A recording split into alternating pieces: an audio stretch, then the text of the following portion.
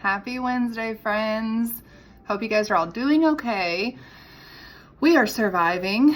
And I know some of you are like, whoa, Miss Smith right now, but you guys know me well enough by now. I got a new tie-dye shirt in the mail, so you know I had to make everything go.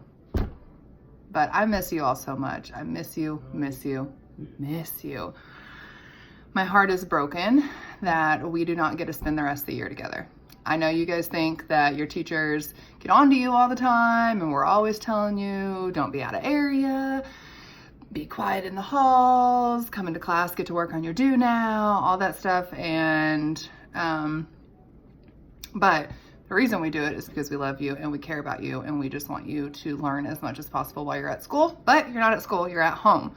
So please stay on top of your work. I have designed my lessons, you guys know by now, that I'm gonna post all of your work on Monday so that you can kind of see what you're gonna have to do all week. And if you just wanna bust it all out on Monday and be done with it, then you're done, guys, and you can do that. I am uploading a few things throughout the week that you need per day, but you guys should be able to look through the presentation each week and see what is expected of you.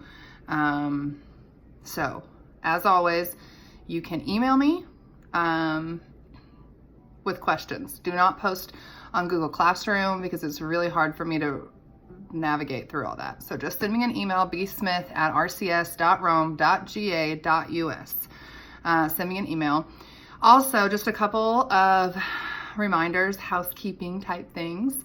Don't forget the food program that Rome City is doing. If you need information about how to get your lunches and your breakfast throughout the week, again, send me an email, or you can go to Rome City's website, rcs.rome.ga.us, and go to the middle school website and it will have all the information for you. There is going to be a time that you can come back into school and clean out your lockers, get all your personal belongings. I have not been able to step back foot into the school yet. So I still have all my stuff there. A lot of my teaching stuff that I need, but it is what it is. We'll all have our opportunity to go back. So just stay up to date with that. I have a couple of announcements from Mr. Wilkinson that I'm gonna go over, and then we're gonna get into today's lesson. It's a really short lesson. Let me pull up, I have my computer right here. Okay. Sorry, my computer's being slow. All right, lunch days are Monday, Wednesday, Friday from 10 to 12. You can go to the middle school or the elementary schools that are participating. You can go to the closest elementary school to your house. You don't have to go to RMS. If you do not have internet, jetpacks are in, and your parents will be contacted this week. So that's good. Medicine pickup is tomorrow, Wednesday, today, I guess that you're watching this today, from 10 to 12. So go pick up your medicine. Nurse Hudson will be there to help you get your medicine if you keep any medicine at school. If you know, nope, not for you.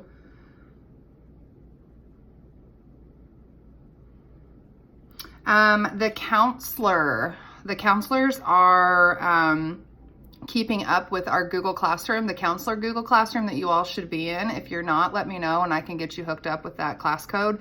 But the counselors are helping you still if you're having mental, emotional issues while being away from your friends. I know me personally, it's really hard being stuck at home for 4 weeks. I miss my friends. I miss my coworkers. I miss the girls I work with. I miss my mom and dad. I don't get to go see them for a long time because my mom and dad are both over 60.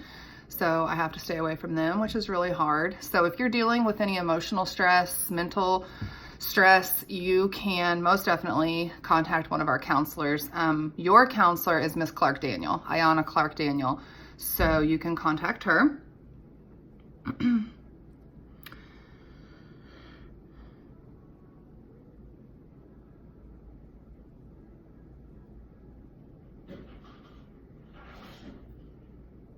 Okay, also Monday through Thursday, we've kind of changed our school week. Monday through Thursday are your actual academic days. Friday, is kind of like a catch-up day for you guys. So teachers aren't going to be posting anything new on Fridays. That's kind of like a fix-it Friday. Get everything in that you have not been able to do yet. So those are the announcements for right now. All right. So your lesson today is strictly, I am going over the argumentative writing standard. If you look at this standard in depth, it has the actual standard, and then it has part A, part B, part C, part D, and part E. So when I write the standard on the board, or when I put the standard in our Google Slides for class, I just put the first part of the argument, but we talk about all pieces of the standard. You guys just don't know that there's 5 different parts of the standard. So I want to break that down just to make sure that you're really understanding the argumentative writing standard. And I did have a question from a student asking what relevant evidence meant. And so that breaks it down in the standard. So we're going to go through this really quickly, and hopefully it will help you with your understanding of argumentative writing. And if you're still working on your assignment from before spring break, this will help you. All right, so the first standard is 7W1, and it simply says, write arguments to support claims with clear reasons and relevant evidence. So what does that mean? Write arguments to support claims. So I'm just going to use competitive sports again.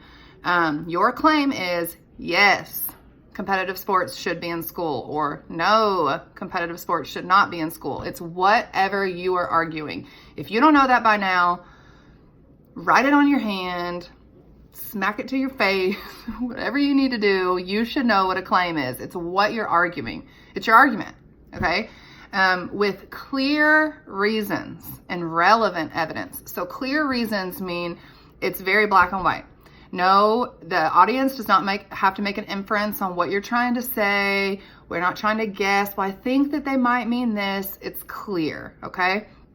And relevant, what does relevant mean? If you don't know what that word means, please go to dictionary.com and look up the dictionary definition of relevant, because that is important. But it means, does it go with it? Does it go along with it? Okay, so relevant evidence. If you're arguing competitive sports, but then you give me a piece of evidence about school attendance, even though they have to do with school, and athletes do have to be at school, school attendance is not a piece of relevant evidence for competitive sports, okay? So make sure that relevant evidence, it's evidence that pertains to your claim. What's your claim? What is it? Your argument, okay? All right, so part A, introduce claims, acknowledge alternate or opposing claims, and organize the reasons and evidence logically. What that is saying is introduce your claim. You need an intro paragraph, okay?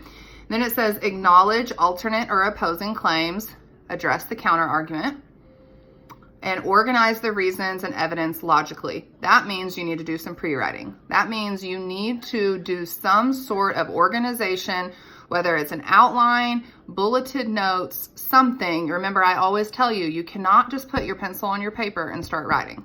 Okay, you have to have a plan, and the standard says it. You have to have a plan. So organize the reasons and your evidence logically. Logically means in a smart fashion. You don't want your strongest piece of evidence first, right? And then your weakest piece last, so you leave your audience thinking, I don't know, right? All right, part B, support claims with logical reasoning and relevant evidence. So there are those words again, relevant. Using accurate, credible sources and demonstrating an understanding of the topic. Make sure your sources are legit, friends, okay? And the biggest piece, I think, on this is demonstrating an understanding of the topic or text. That is your E piece that I hound you about. Explaining, explain, explain, explain, and then when you think you've really explained it, explain some more, right? We're never done explaining. Part C, use words, phrases, and clauses to create cohesion and clarify the relationships among claims, reasons, and evidence. This is one of the reasons why we work on sentence structure. Your sentences need to be varied throughout your writing. It says use words, phrases, and clauses. Remember, phrases and clauses are different. Okay, clauses have a subject and a verb. A subordinate clause cannot stand alone. An independent clause can stand alone. So they want to see that you're using all different kinds of clauses together, which makes your simple, compound, complex sentences.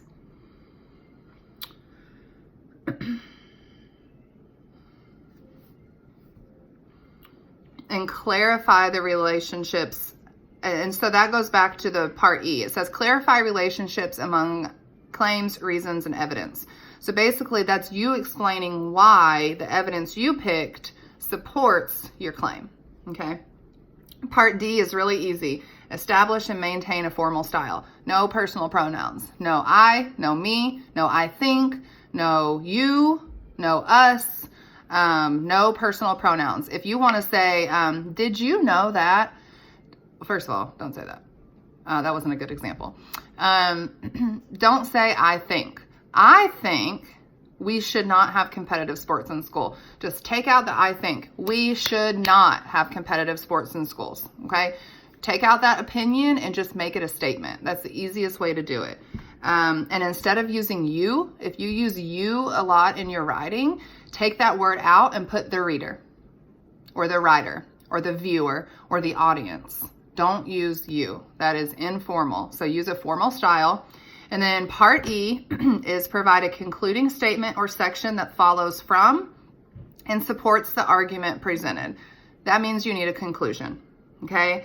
That sums up all your main points, which should be your evidence that support your claim. That's it. That's all I have for you.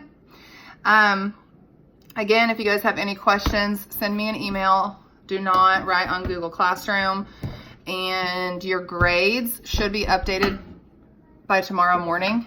So check Power School tomorrow morning, which is Thursday, and everything will be good to go. And I love you all, and I miss you dearly. So take care of yourself. Keep learning. This is not summer vacation yet. I know it's really hard.